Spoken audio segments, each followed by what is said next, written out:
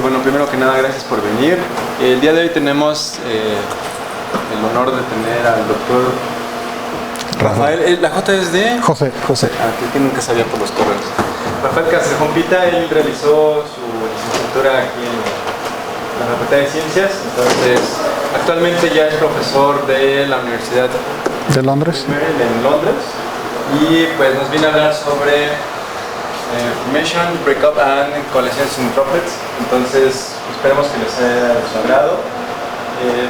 Por lo que estuvimos platicando ahorita, pues es muy abierto a muchas preguntas y que también si en algún momento dado ustedes quieran hacer algún cambio de colaboración con él, pues espero que esté en la mejor disposición que yo. Claro. Pues, adelante. Bueno, muchas gracias. De nuevo, muchas gracias por venir. Mi nombre es Rafa, trabajo en la Universidad de Londres, para ser precisos, en un colegio que se llama Queen Mary. La Universidad de Londres está dividida en colegios, hay 27. Queen Mary. Entonces, les voy a ser bien honestos a los estudiantes. Vine a buscar estudiantes de doctorado. Tengo estudiantes de todas partes del mundo, tengo 2 mexicanos egresados de nuestra facultad, soy de la generación del 95, después de la generación del 2003 en el posgrado de Ciencias Físicas. Y pues les insisto, les gusta lo que vean hoy, mándenme un correo, soy súper fácil de encontrar, tal vez sea el único Rafael en la Universidad de Londres, y lo que hago es mecánica de fluidos e instrumentación. Un poquito de mi carrera, bueno, ahora soy lecturer, que es como associate professor en Estados Unidos. Estuve 9 años en la Universidad de Cambridge, acabo de entrar a la Universidad de Londres. Por supuesto, mi doctorado es del Imperial College y finalmente hice física aquí con ustedes. Y en realidad conozco a un montón de ustedes. Actualmente mi investigación y como es en la mayor parte del mundo, mi investigación está financiada incluso por el CONACYT, pero por un montón de consejos de ciencia de Inglaterra. El IPSRC es el equivalente del CONACYT. Innovate UK es un consejo de investigación que hace links entre industria y ciencia y un montón de compañías, incluyendo Airbus. Para darles un ejemplo, por ejemplo, el proyecto Innovate UK es en colaboración con la UNAM. Entonces, si ustedes son investigadores también y quieren pasar su sabático, hay formas de pedir financiación. Estoy más que abierto. Ya he tenido a 2 investigadores de la UNAM en Londres. Este es mi grupo, es muy pequeño por el momento. Como les digo, dejé mi grupo en Cambridge y ahora estoy en Londres. Clara, Francesco y Miguel. Miguel egresado el año pasado aquí de la facultad. A lo mejor algunos de ustedes lo conocen. Y tengo un montón de estudiantes de maestría. Entonces vamos ahora a los contenidos. Yo hago en realidad casi todo lo relacionado con gotas. Entonces, desde gotas que vienen de un jet continuo y que eventualmente se rompen en gotas igualmente espaciadas. Si alguien de ustedes tiene un bote de agua, puedo ver tu bote un segundo. Este tipo de impresión no es láser, a pesar de lo que se cree. Son gotas de este estilo que tienen acetona y eso comen el plástico. A veces tienen color y con este tipo de impresoras, que son impresoras comerciales, se imprimen las fechas de caducidad. Por supuesto, hay gotas en muchas partes de la naturaleza, no solo en industria. Este camaleón que vive en Durango y también al sur de Estados Unidos, produce un jet de sangre como defensa, y ustedes casi pueden ver, obviamente esta es una cámara de alta velocidad, esta no es una cámara de alta velocidad, pero casi pueden ver que el jet se rompe en gotas igualmente espaciales. El mecanismo de rompimiento es de Raylor Kuwait, y lo que hace es generar una pequeña inestabilidad en la entrada, y esa inestabilidad crece exponencialmente y eventualmente produce el rompimiento de las gotas. Por supuesto, ¿cómo se llama en México? The Archer Fish, el martín pescador, también genera un pequeño jet. Y por supuesto hay un montón de otras condiciones en la naturaleza en las que se generan las gotas. En un spray hay un montón de estas cosas en combustión. Adentro de su coche hay una nariz produciendo un spray. El spray genera un filamento, tal vez no de ese largo, pero girando, y eventualmente esto se rompe en gotas. Y las gotas son más o menos del mismo tamaño. Algo que no hemos discutido y que es importantísimo actualmente es impresión de tinta. Si ustedes tienen una impresora Epson o HP, no láser, de inyección de tinta, esto es lo que está sucediendo. En una impresora común y corriente puede haber hasta 120 narices generando pequeñas gotitas de 50 micrones a 5 metros por segundo, hasta 20 metros por segundo, hasta 50,000 gotas por segundo. Y estas son las que eventualmente forman los patrones. Y actualmente casi todo, aunque ustedes no lo sepan, casi todo se hace por inyección de tinta, incluyendo los patrones en su ropa, incluyendo los pisos, incluyendo, bueno, hay aplicaciones hasta en las que se están utilizando impresión de gotas para imprimir la pintura de los coches, de los aviones, etc. Y es increíble porque obviamente las gotas son pequeñas, se pueden controlar, ustedes pueden controlar con pequeñas gotitas hasta de 20 o 30 micrones. Estas son grandes, pero las pequeñas pueden ser mucho más pequeñas. Y lo que la gente quiere hacer, obviamente, al final, es generar gotas de biolíquidos, de materiales, de metales, etcétera, etcétera, para producir electrones que sean flexibles. Los nuevos teléfonos, se supone que los de LG ahora vienen flexibles. Obviamente, ese tipo de conexiones, los mismos transistores se pueden imprimir láseres. Esto lo hicimos en nuestro grupo en Cambridge hace 3 años. Ahora se pueden no solamente reemplazar los sprays por inkjet, sino también los medical devices, también dispensing medical devices, perdón por eso. También se está tratando de fumigar a través de inkjet. Y ahora lo que tiene más moda es la impresión 3D. Y obviamente hay un montón de aplicaciones en las que por impresión de gotas se pueden transformar objetos. A lo mejor ustedes pueden imprimir algo que sea líquido al principio, se solidifica y ustedes hacen una capa por capa y eventualmente se hacen impresiones de 3D. En nuestro laboratorio estamos imprimiendo... Sí. ¿Y estas 3D, ya las que hay ahora, son de gotitas o son de... Algunas sí. Estas, que son las más comunes y corrientes, son de filamento. Tienen una calidad malísima, se supone que son 400 micrones, pero la realidad es que, bueno, desafortunadamente no traigo ningún ejemplo, pero ustedes pueden sentir la rugosidad y eso no se puede cambiar. Y además hay otro problema, que es la compatibilidad. Solamente se pueden imprimir 2 o 3 polímeros, PLA, ABS, etcétera, etcétera. Con las gotas se busca incrementar eso. Con una impresora, bajo las condiciones ideales, se pueden imprimir células. Y además sabemos que si ponemos 2 células, por ejemplo, de hígado, ellos saben que es hígado. Entonces, al hacer un arreglo tridimensional, se puede, en concepto, imprimir un hígado. De hecho, nosotros hemos impreso células del nervio óptico. Y lo que es interesante es que sobreviven el proceso. Ahora, la industria de inkjet, al menos solamente en el Reino Unido, equivale a 1 trillón de libras, que es equivalente a la economía mexicana. Entonces, de nuevo les digo, hay un montón de aplicaciones, pero además las industrias están ayudando mucho a la ciencia, o al menos a las universidades. Esto es Flow 3D, es un software comercial que tal vez algunos de ustedes usan, pero lo que es más interesante es que incluyendo todos los que existen, todos los software comerciales que existen, si ustedes tratan de simular lo que está pasando durante la eyección de una gota, a lo mejor el software comercial es capaz de reproducir lo que sucede en la gota grande, pero si ustedes se dan cuenta, uno siempre produce un filamento detrás de la gota. Y por favor recuerden este filamento porque lo vamos a estudiar un poco más a fondo. Entonces, obviamente, esto es el experimento. Vamos a también explicar este experimento un poco más a detalle. Pero se genera un filamento. El filamento también se genera en la simulación. Y el problema es que en el experimento uno puede darse cuenta que el filamento se rompe y genera una gota pequeñita. Esta gota pequeñita la vamos a llamar satélite. Pero en la simulación este filamento no se rompe.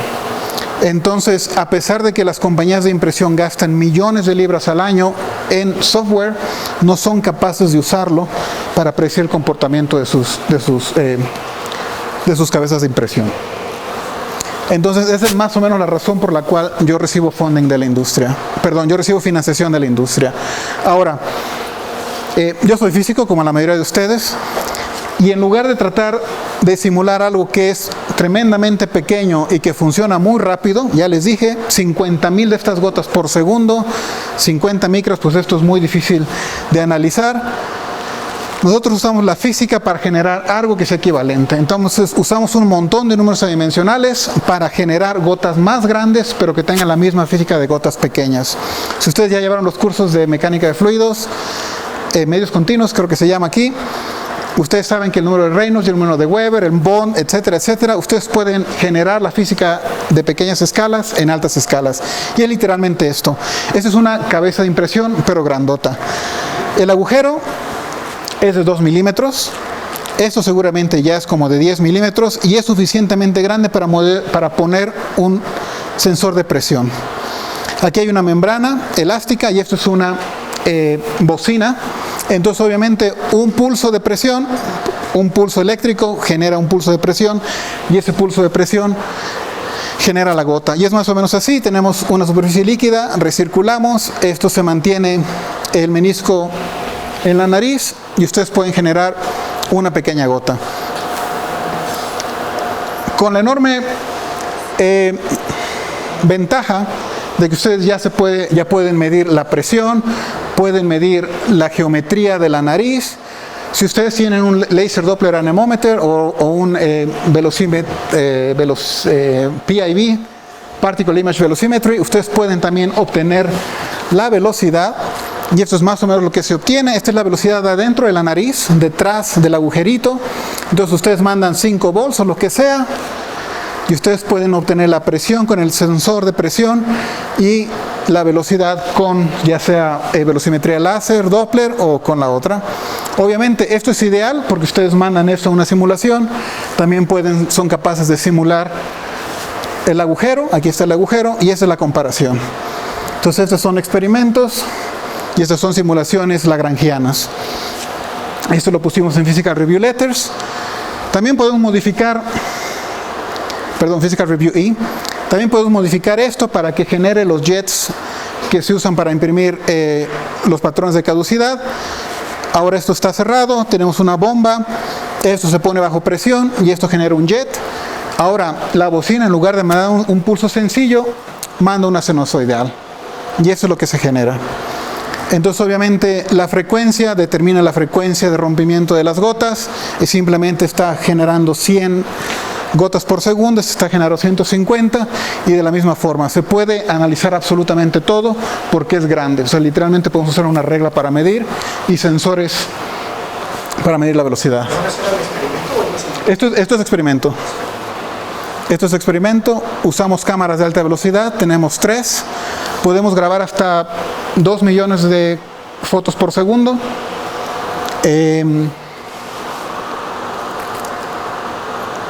Lo que es simulación es esta.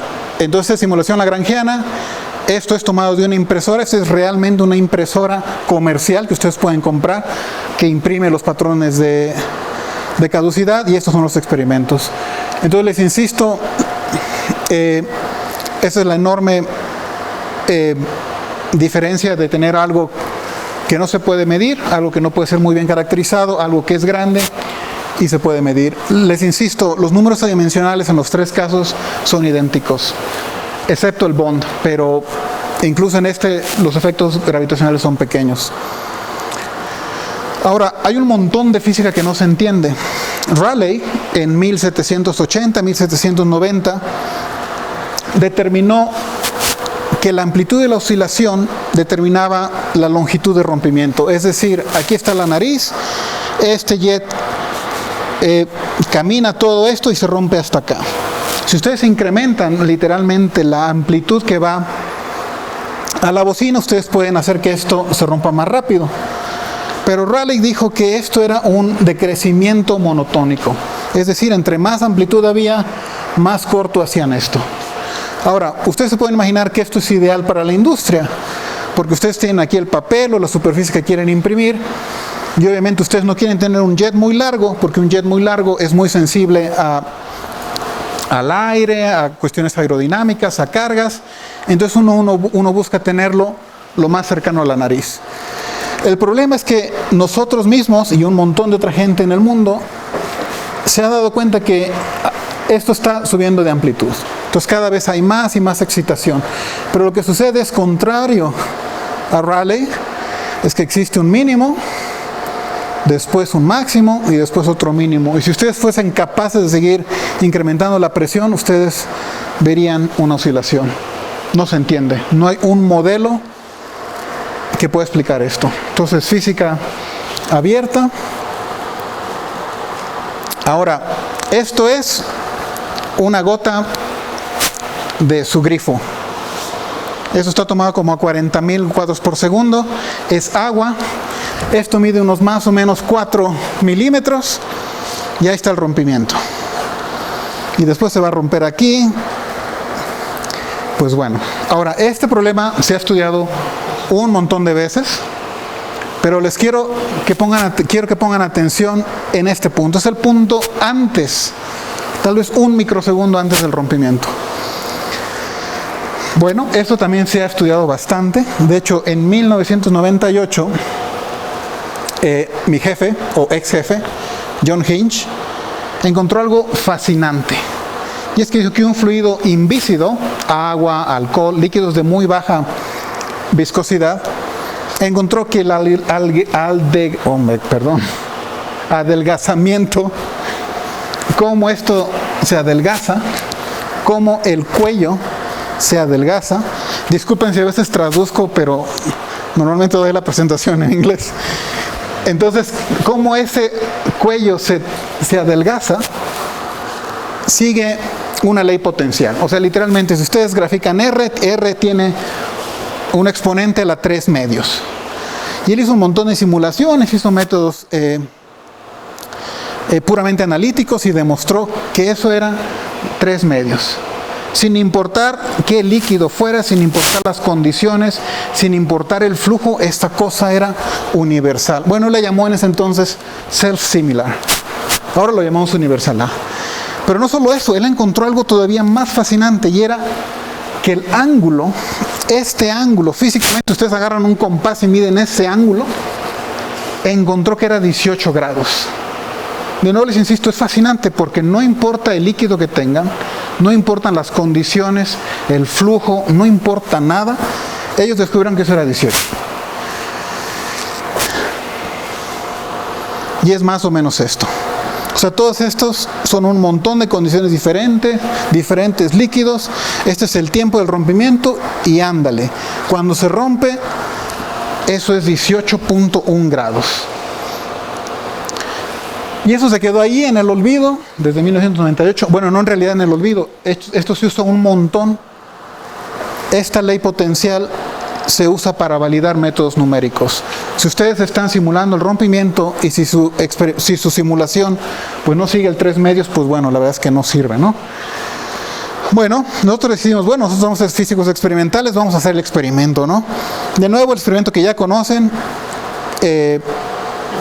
un vaso de agua, una bomba, lo pasamos por aquí y hacemos que gotee las fotos que ya vieron. Y además hay tres zonas de rompimiento. Se rompe aquí, se rompe acá y eventualmente este filamento se va a romper en medio. Y esto es lo que descubrimos. Esto está tomado desde a 20,000 cuadros por segundo hasta 250,000 de cuadros por segundo. Y desarrollamos un algoritmo en MATLAB para detectar este ángulo. Y les insisto, este es el ángulo que la gente predijo teórica y numéricamente que se iba a 18 grados. De hecho, casi se puede ver aquí que después de cierto tiempo este ángulo permanece pues casi fijo.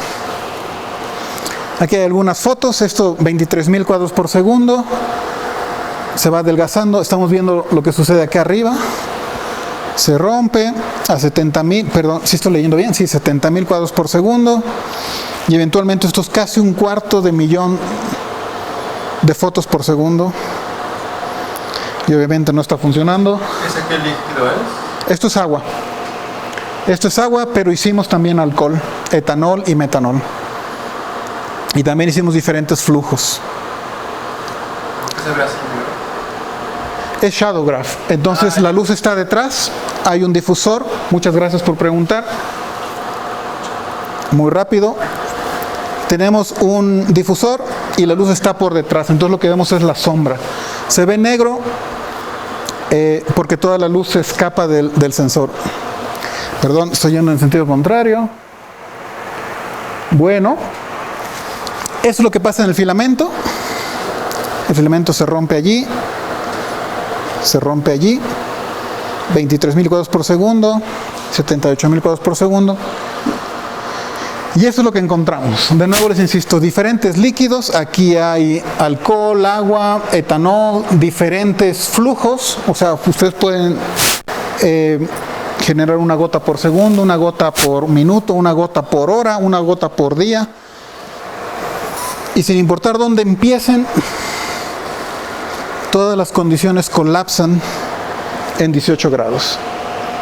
Entonces es de la demostración experimental.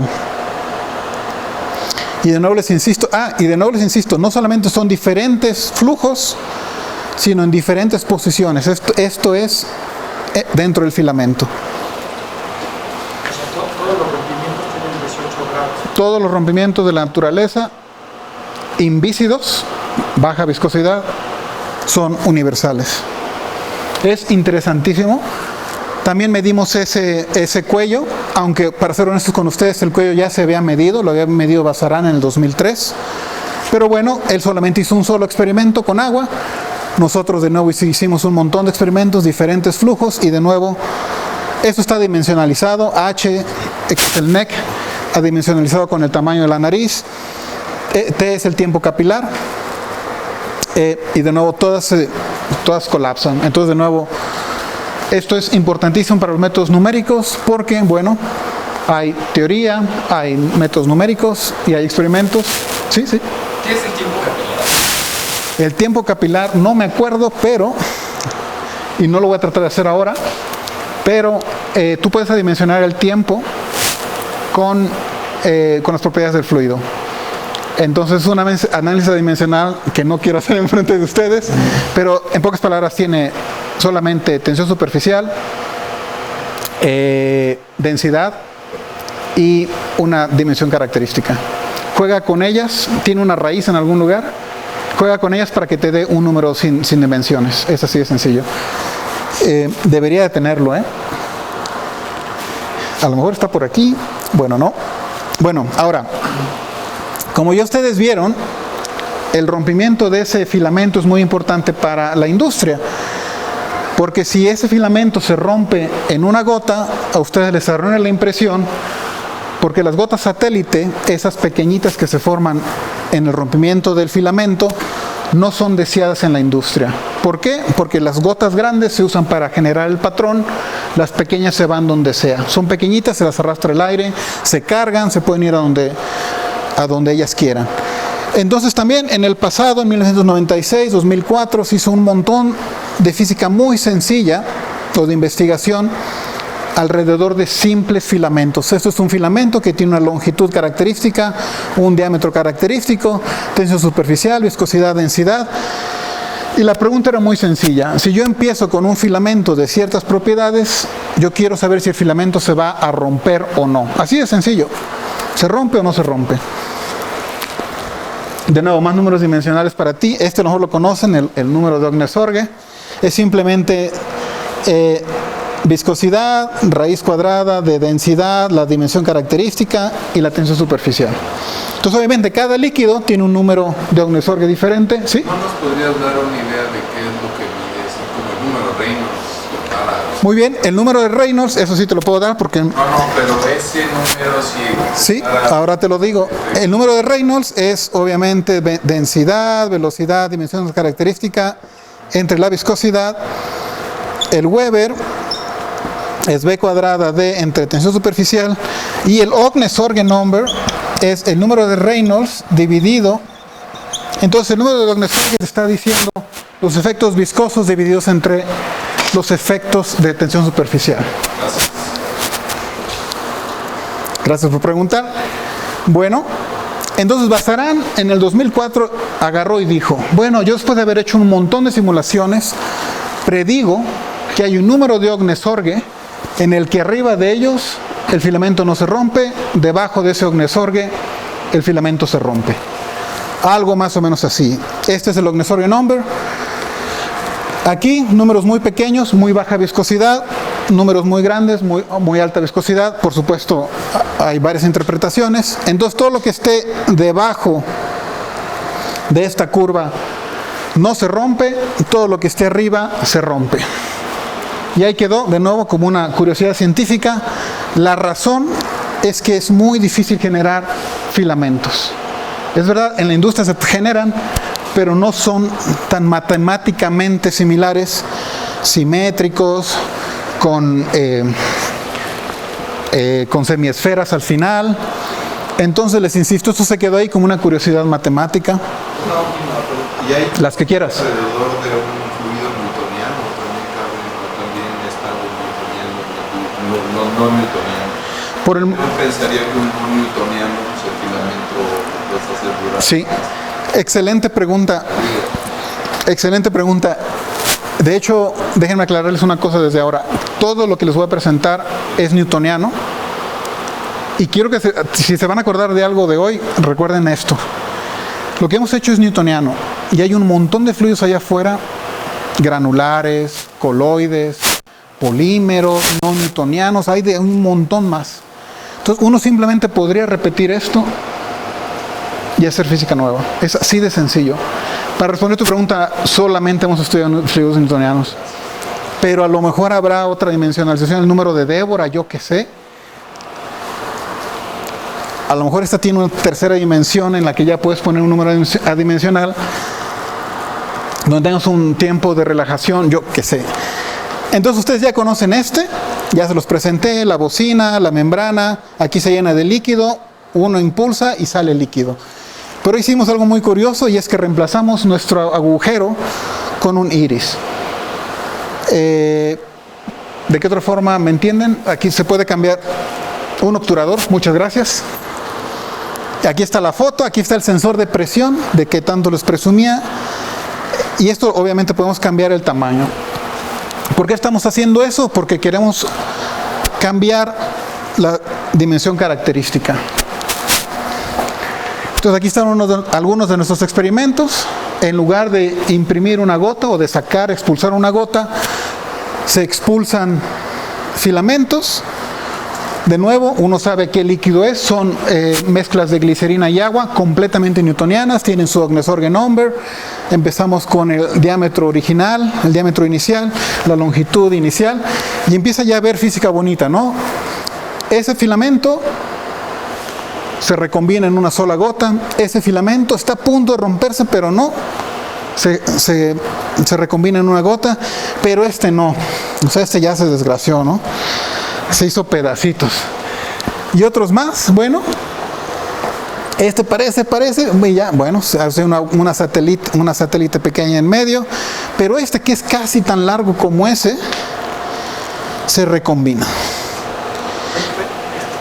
Por ejemplo, el de arriba, ¿qué tan reproducible es que logres tener esa gotita en medio? No sé si le llamas satélite. Increíblemente. Lo que no es reproducible es que te quede en el centro.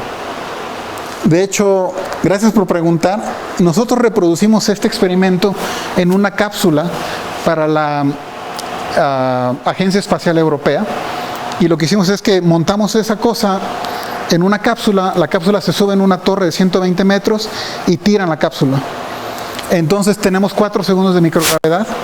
Y ahí sí, siempre se rompía en medio. Entonces sí, que esta gota se vaya arriba, se vaya abajo, es un efecto de la gravedad.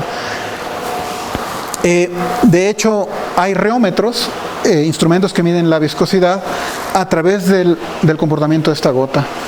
Y se mide el tiempo de relajación de fluidos no newtonianos, también por la longitud del filamento. ¿Y el tamaño de la gota satélite es controlable? A través... Mira, lo que te voy a enseñar en un momento es que sí, Bazarán estaba en lo correcto.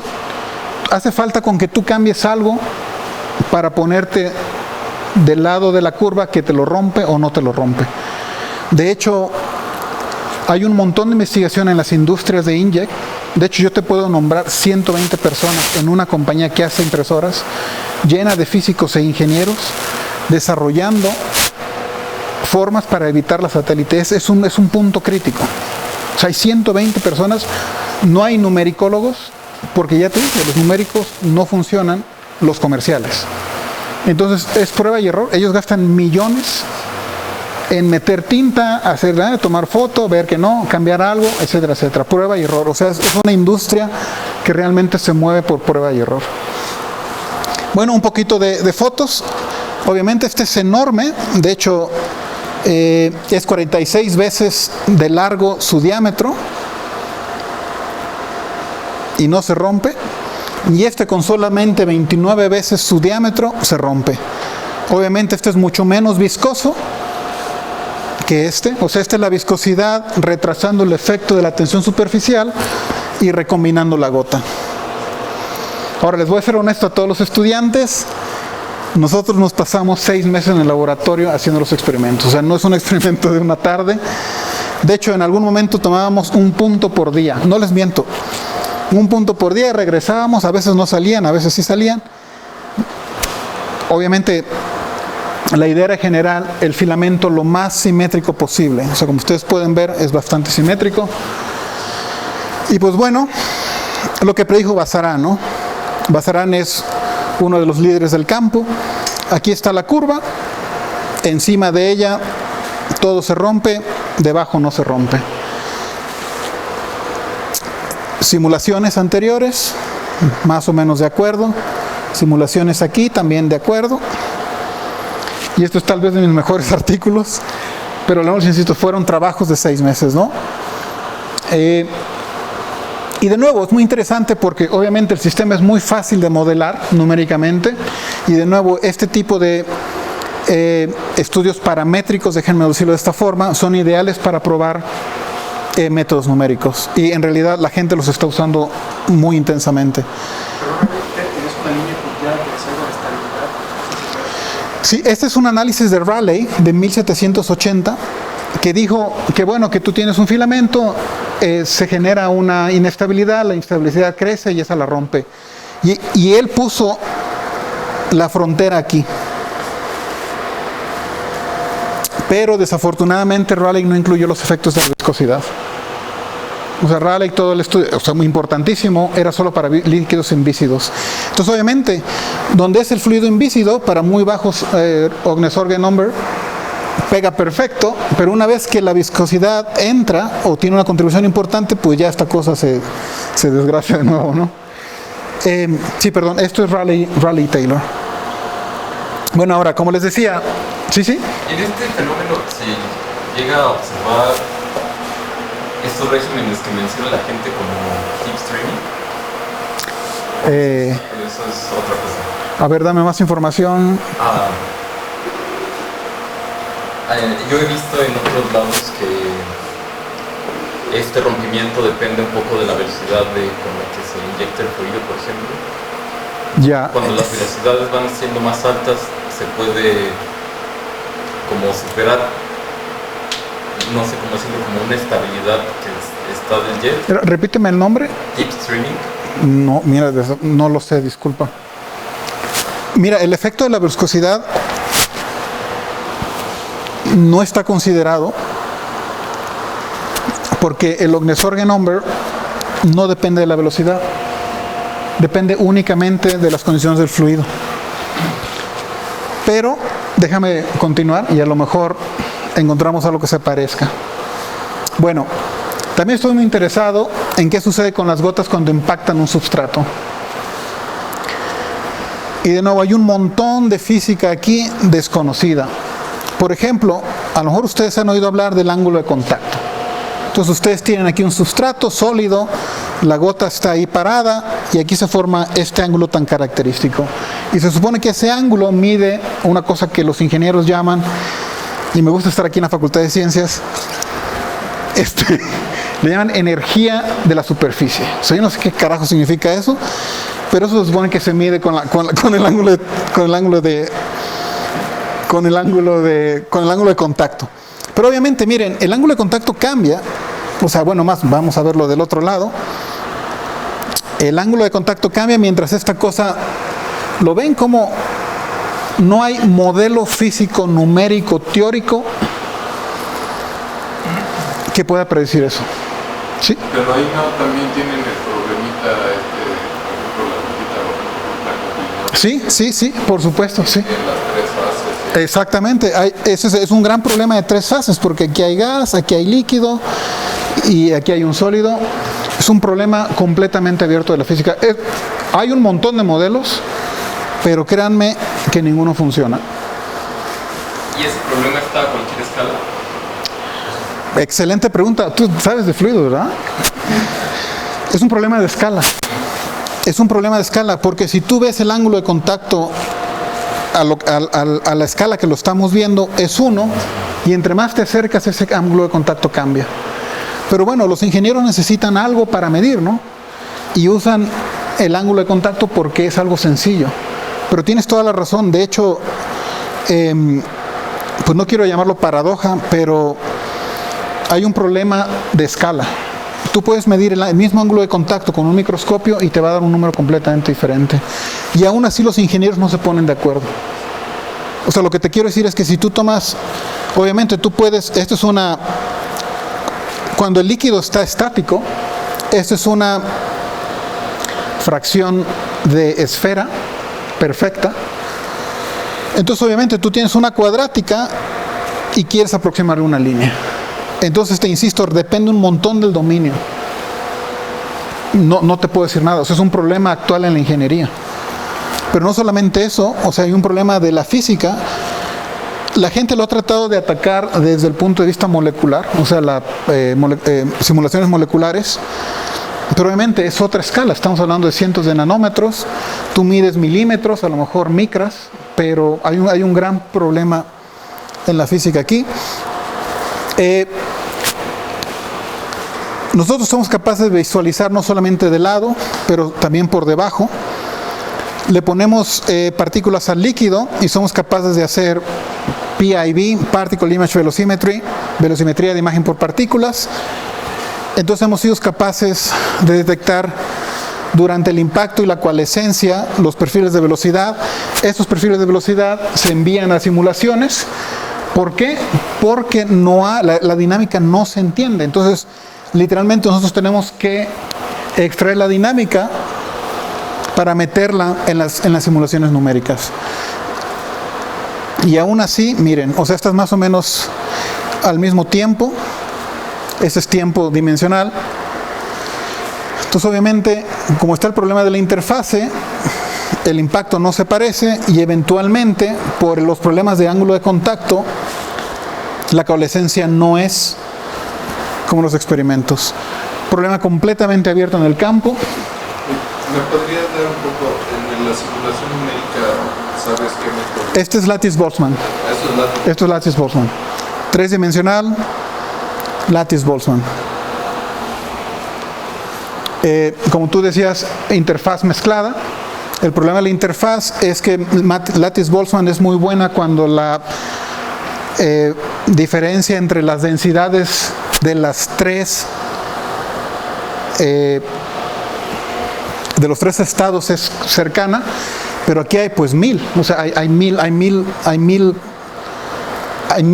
de diferencia. Qué mal está el español, disculpen. Bueno, otra cosa que nos interesa, porque así funciona Inject, porque así funciona la impresión de tinta, es la química. Entonces, también muy interesante, porque de esa forma funciona Inject. Entonces es muy interesante estudiar los diferentes tiempos, o sea, está el tiempo de coalescencia, está el tiempo de mezclado, está el tiempo de expansión, de retracción. Esto es un problema muy interesante porque esto fue pagado por una industria. Entonces lo que ellos trataban de hacer era látex. Ellos querían imprimir guantes, así de sencillo.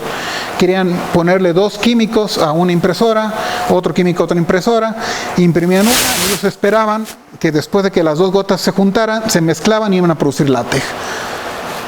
Fracaso industrial de cientos de millones tirados a la basura. Y ese es el problema. Si uno pone una gota de químico 1, una gota de químico 2, y el impacto puede ser muy violento. Digamos, claramente el impacto es violentísimo, pero lo que genera la química es la difusión. Y el tiempo de difusión es muchísimo mayor que el tiempo capilar o que el tiempo viscoso. Entonces, no hay mezcla. Entonces, obviamente, si yo, de nuevo, esto obviamente son de 3 milímetros, no son de 50 micras, pero de nuevo los números adimensionales son idénticos a los de la industria. Sabemos o esperamos que la física se reproduce. Y de hecho hicimos un estudio de nuevo paramétrico, gota en gota, una encima de la otra. De nuevo ustedes pueden ver que es bastante violento, pero al final pues no hay mezclado, ¿no? Y miren, es medio segundo ya. O sea, medio segundo en algo de 50 micras es una eternidad. Y bueno, después hicimos, mis colegas Lattice Boltzmann de nuevo con tracking particles. De nuevo, esto tal vez no es muy representativo de la realidad, pero también encontramos que simplemente no había mezclado. ¿Cómo andamos de tiempo? Oh, wow. Bueno, vamos. Gota en gota. O gota en líquido, perdón. Gota en una alberca. Esto es agua. Esto tiene muchísimo tiempo también, más o menos 200 años de estudios. Lo estudió Worthington. Aquí se genera una cavidad, la cavidad colapsa por tensión superficial y ese exceso de energía saca una gota de vuelta. Déjenme que vuelva a caer de nuevo. Va a caer y van a salir unas gotitas pequeñitas, ¿las ven? Pues no lo van a creer, esas gotitas se descubrieron hace apenas 10 años. Profesor Todorsen en Saudi Arabia, las llamó eyecta. Estas ahí van, ¡pac! Son pequeñititas, van a una velocidad mucho mayor de la gota y ahora se sabe que ese es el mecanismo con el que se genera el rocío. A lo mejor lo estoy diciendo mal. La humedad. Cuando se están rompiendo las olas, está pasando eso. Hay un líquido medio estático al frente, está cayendo la ola se rompe, genera una gota y las gotas generan las gotitas y con eso se satura el ambiente. Ahí van. Y eso funciona en ríos, eso funciona en caídas de agua. Qué tonto soy. Bueno, entonces de nuevo, el mismo señor Todorsen, el mismo que descubrió estas pequeñas gotitas, hizo lo mismo que hicimos, no es cierto, él lo hizo más o menos antes. Hizo un montón de simulaciones numéricas. Entonces, simplemente, déjenme volverlo una vez. Él agarró este sistema y dijo, ahora voy a hacer simulaciones de una gota cayendo en una alberca y voy a cambiar viscosidad, tensión superficial, tamaños, etcétera, etcétera. Y generó esto. Entonces él dijo, aquí sucede eso. Aquí suceden esas gotitas. Aquí no pasa nada. No voy a explicar mucho esto, pero él en pocas palabras dijo, hay un lugar aquí, esta es la gota en rojo, la gota penetrando la alberca en azul, y él encontró una condición en la que se generaba este valle de vórtices. Y de hecho lo llamó von Karman Vortex. Ok, pero no les digo, él hizo un montón de experimentos y solamente encontró esto por aquí. Entonces, obviamente nosotros somos experimentales y dijimos, esto es cierto, pero eso es lo que dicen las simulaciones, pero vamos a ver qué hacemos. Entonces agarramos nuestro experimento, hicimos una alberquita de agua, generamos gotas con el mismo sistema que ya hemos visto, tenemos una cámara de alta velocidad, podemos poner un láser aquí en medio, y eso es lo que sucedía. Cuando esto era viscoso, líquido con glicerina de 10 veces la viscosidad del agua, esta es la gota penetrando la alberca. Aquí hay líquido y aquí está la gota ya penetrando. Y ustedes ven, pues ahí está la interfase, ¿no? Y es muy bonita, es muy cilíndrica, esférica todavía, esférica porque la gota originalmente es esférica y este es con el láser. Entonces entra y no pasa nada. Pero después, si cambiamos las condiciones, eso es lo que sucede. Simplemente la misma velocidad de impacto, más o menos 1 metro por segundo, pero ahora es 10 veces menos viscosa. Y aquí están los vórtices. Entonces, de nuevo, ideal para la industria. Si ustedes quieren mezclar, necesitan vórtices. Si no quieren mezclar, pues no ocupen los vórtices. Entonces simplemente pueden agarrar el parámetro, los parámetros de von Karman, bueno, Torvald era el primer autor, pero de Todorsen, y ustedes ya saben el Logness Organ Number y el K que estaba por aquí. Ya casi acabo, ya no los aburro. El K, en lugar de tener el Weber multiplicando, lo tiene dividiendo, perdón, al revés. Entonces, de nuevo, eso incluye todas las propiedades del líquido. Entonces, si ustedes quieren rápido mezclado, bueno, trabajen aquí. Si no quieren mezclado, trabajen aquí. Bueno, ahora ya vamos a continuar muy rápido. Bueno, ahora en Harvard, profesor Howard Stone, otro líder del campo, había estudiado splashing y creo que eso no tiene traducción, pero simplemente si ustedes tienen una gota 1 metro por segundo, ustedes ven el frente de la gota, pues no se rompe. Si ustedes suben la velocidad, esto es 1 metro, 1.6 metros por segundo, 2.7 metros por segundo, y el frente se rompe. A esto se le llama splashing. Entonces Howard Stone encontró algo muy interesante y era: esto es cuando el substrato, estas dos, cuando el substrato está quieto, no se está moviendo. Este no hace splashing, este hace splashing.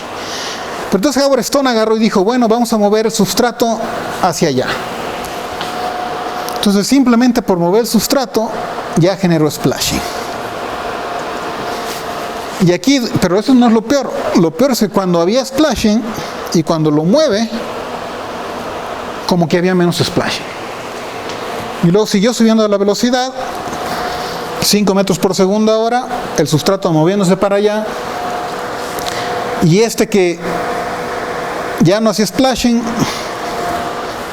perdón, este que casi hacía splashing, pues ahora no hace splashing. Este que hacía splashing, pues ahora no hace.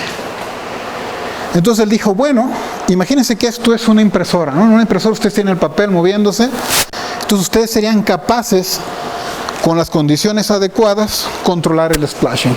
Y obviamente, bajo algunas condiciones ustedes querrán splashing, bajo otras no querrán. De nuevo hizo su estudio paramétrico, hizo un montón de experimentos y de nuevo hay una separación de splashing y no splashing. Entonces, de nuevo, si ustedes quieren generar una de las dos, simplemente tienen que trabajar allí. Pero nosotros dijimos: bueno, esa es la contribución de Stone, vamos a hacerla ahora en líquido. Su sustrato era sólido, ahora vamos a mover el sustrato líquido. Y a lo mejor está muy complicado, pero esto es con lo que nosotros decidimos hacer el experimento.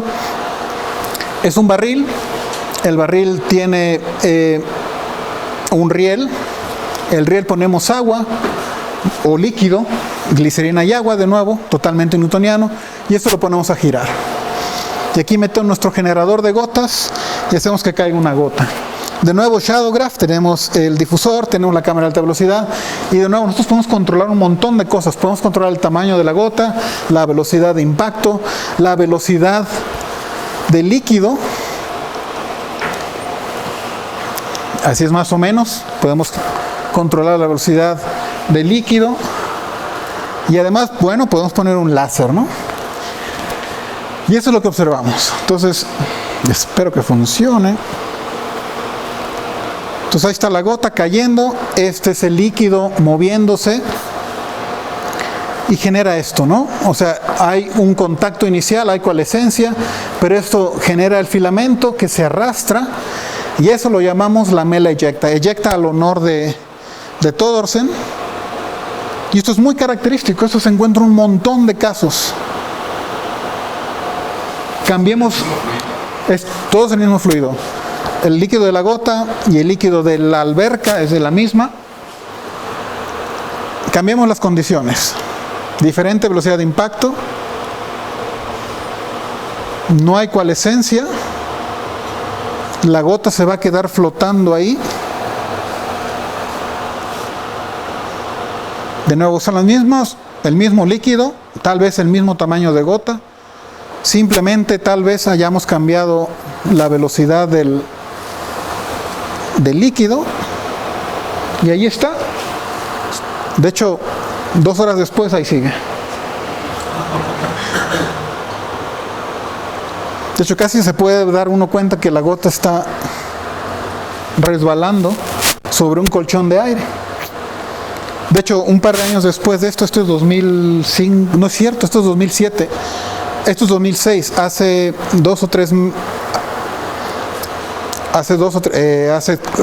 en cuartos. Esto lo publicamos al final de 2006 y en febrero el mismo Todorsen midió con interferometría el grueso del colchón de aire y son 200 micras. Bueno, otro régimen. ¿Se acuerdan de los von Karman? Entonces obviamente es mucho más violento que cualquiera de los dos. Si ustedes quieren mezclado, esto es ideal. Si no quieren mezclado, pues tienen que buscar otras condiciones. La gota es exactamente la misma, tiene un poquito de fluoresceína que no afecta las condiciones del líquido, aún así las medimos. Tensión superficial, viscosidad, densidad, es la misma entre los dos líquidos. Y pues bueno, fuimos los primeros en descubrir el desprendimiento de vórtices. Y de nuevo, que antes hicimos como 6 meses de experimentos y encontramos que esos vórtices están solamente aquí. Aquí está, como les decía, este es el K que usaba Todorsen antes. Es más o menos como el Logness-Sorgen number. Y esta es, bueno, una combinación de la velocidad de impacto y la velocidad de la alberca. Entonces, de nuevo, dependiendo qué condición quieran, ustedes simplemente tienen que hacer el experimento o buscar las condiciones ideales. De nuevo les insisto, todo esto es ideal para métodos numéricos. Ustedes lo comparan, si no, bueno, siguen intentando. Pues muchas gracias. Tenía un poco más, pero vamos a dejarlo aquí porque quiero preguntas. De nuevo les insisto, si les gustó la presentación, quieren unirse al grupo, mándenme un correo. Rafael, Queen Mary, Universidad de Londres, por favor, más que bienvenidos. También creo que ustedes pueden hacer prácticas en el extranjero de 6 meses porque ya he recibido estudiantes de aquí. Si quieren irse, por favor, más que bienvenidos. A los investigadores también, sabáticos, etcétera, etcétera, por favor. Gracias, muchas gracias.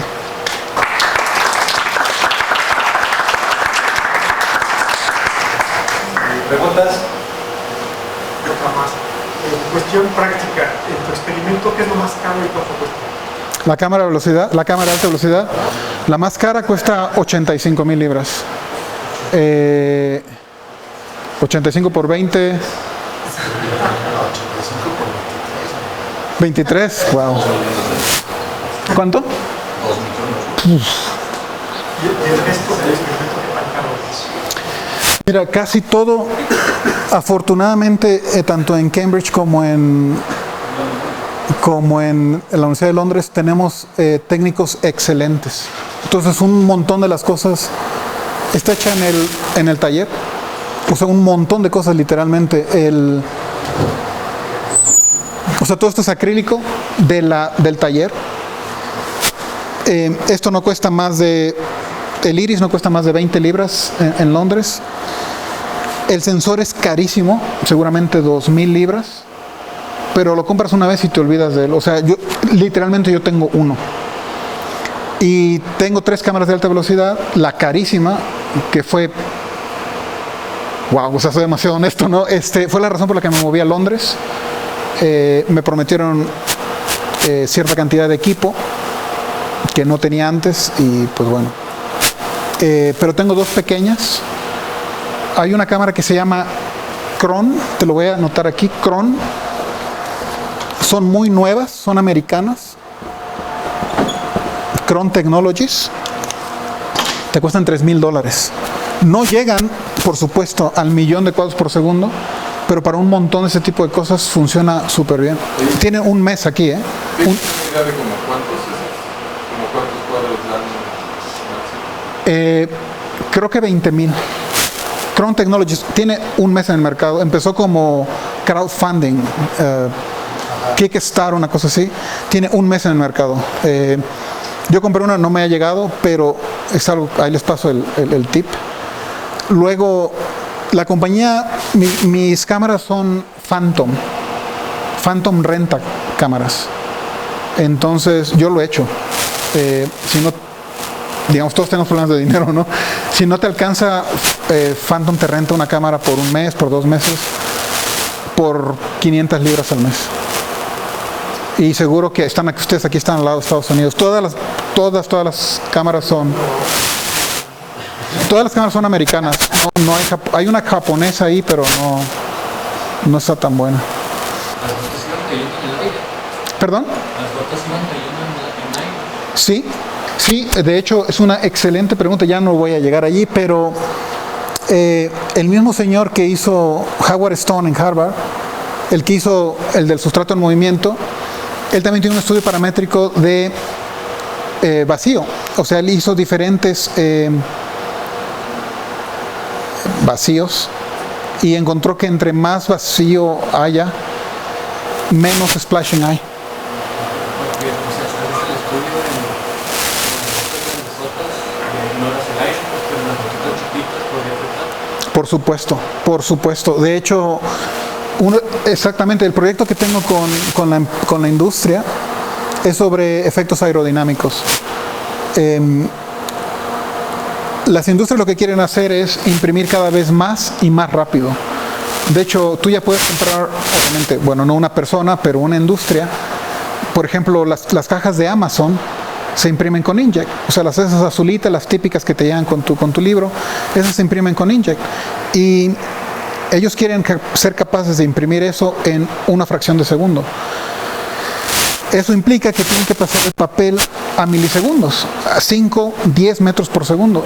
Y tú ves, las máquinas son enormes, son del tamaño de este cuarto. Y esa cosa va a 10 metros por segundo, el sustrato va a 10 metros por segundo. Eso arrastra. De hecho, no estoy seguro si tengo eso. Tal vez sí lo tengo. Ya no tengo tiempo, pero si quieres te lo enseño después. No, adelante. Estoy casi seguro que tengo aquí algo.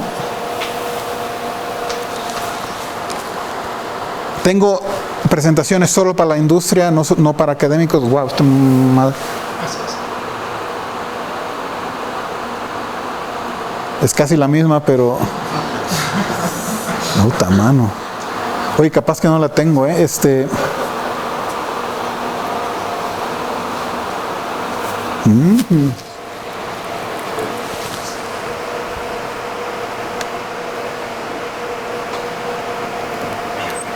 Sí, lo tengo. Mira, lo que también hacemos, esto no cuenta de los 100,000 libras porque es un proyecto que me llevé de Cambridge, pero es un láser de eBay de 100 libras. Es un neodimio jack que se pasa por un colimador invertido, se hace el haz grandote y se manda a las cámaras. Las cámaras no tienen ningún lente, es el puro CCD. Y lo que se obtiene es que se genera un patrón de interferencia. Esto es un interferómetro así de sencillo. Ustedes pueden poner este patrón en una antitransformada de Fourier y ustedes obtienen la posición de las gotas en 3 dimensiones. El problema de esto, bueno, no el problema, la ventaja es que ustedes pueden alcanzar hasta 36 nanómetros de resolución. Ahora, ¿para qué usamos esto? Aquí está más o menos lo que está sucediendo. Ustedes tienen la impresora, está generando gotitas, se pone un láser y esto se mueve, ¿no? Entonces, espero que funcione. Ahí está. Cuando no se está moviendo, estas son las gotitas, están cayendo, y esto es literalmente casi impresión 3D, ¿no? Se está generando, se está ahí juntando un volumen. ¿Qué pasó?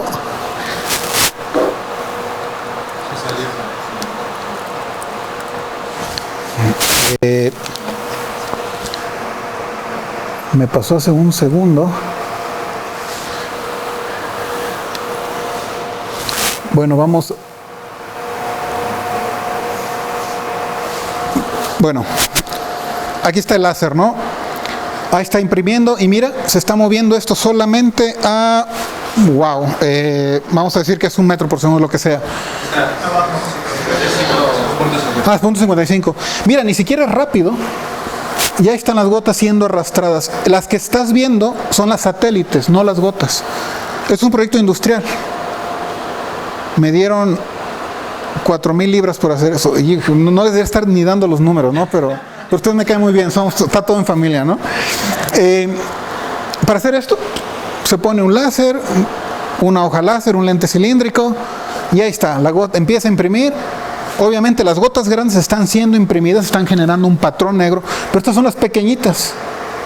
Ahí están desgraciando todo, esto se está regresando para allá, a lo mejor ya están un poco secas, estos contaminan los agujeritos. Se recuerden, los agujeritos son de 100 micras, esos se tapan con cualquier cosa. ¿Me dieron 2 chorros o por qué se Eran 2 chorros, esta impresora tiene 2 chorros de impresión. ¿Este es el video de la transformadora?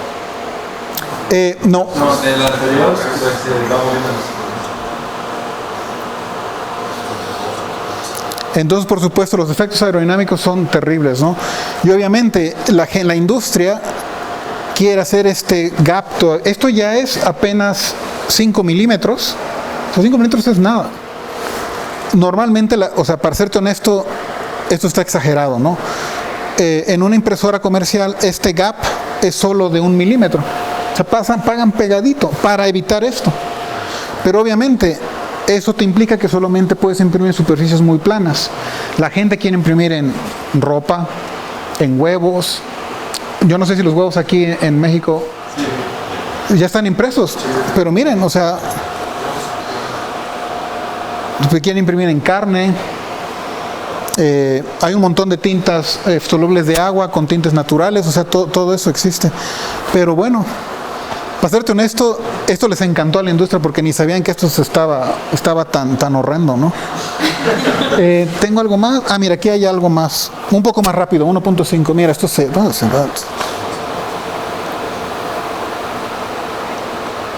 Desafortunadamente, los ingenieros que trabajan con esto respiran esto.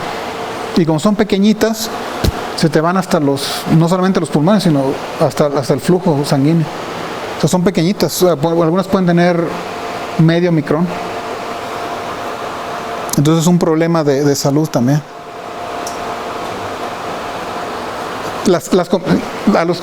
Aquellos estudiantes que hagan métodos numéricos, si ustedes hacen un método numérico de esto, yo les garantizo un muy buen trabajo en el Reino Unido o en Japón, o sea, en cualquier compañía mataría por esto. O sea, esa merma no la tienes calculada.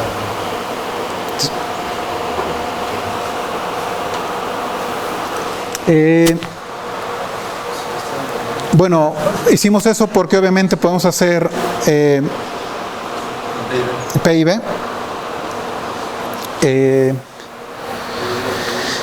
Bueno, ya que nos estamos tan entretenidos, lo último es que somos capaces de imprimir también células, gotas en coloides.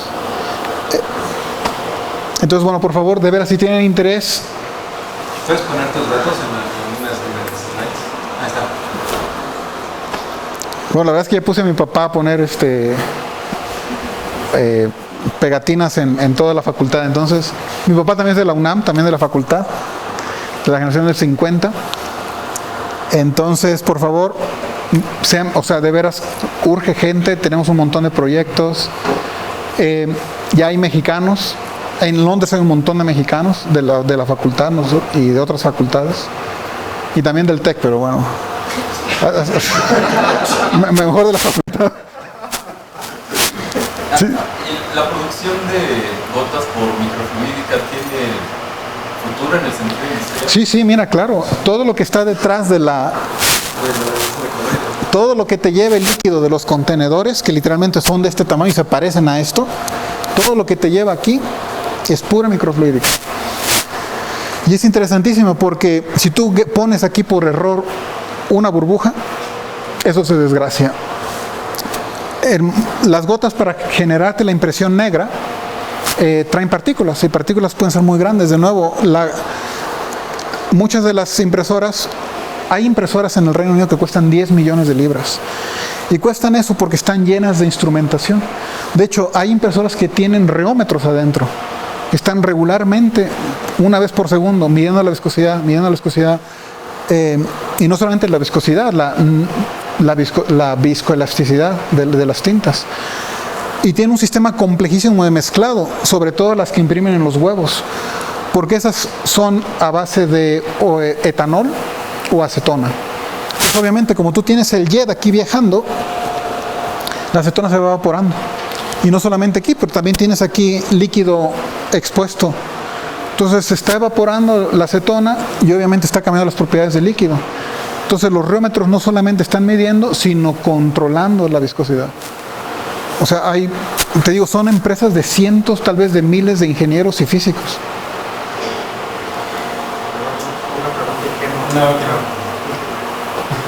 uno quiere imprimir todo ese tipo de cosas, pero por ejemplo, en particular sobre los huevos, ¿no sería más fácil quemar literalmente con un láser? El láser lo puedes enfocar con que te pegue la gana, pero no te pegará mucho más barato.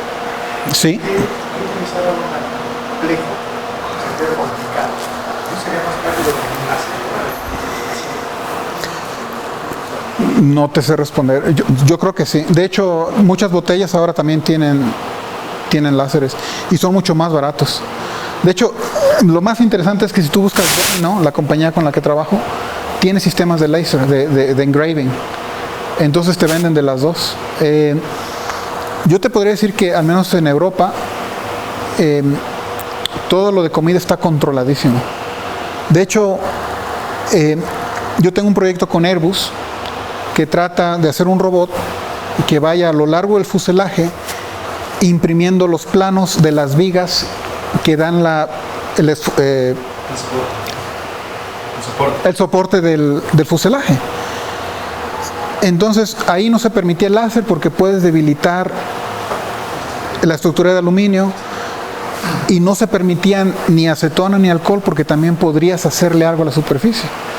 Entonces se terminó haciendo literalmente agua con un poquito de tinte natural. Entonces, no lo sé, o sea, te digo, hay un montón de regulaciones que también limitan un montón. Pero yo creo que el láser sí, o sea, el huevo seguro que le queda bien el láser. La carne también, o sea, sí. Le agradecemos a tengo tarjetas, por favor. Gracias.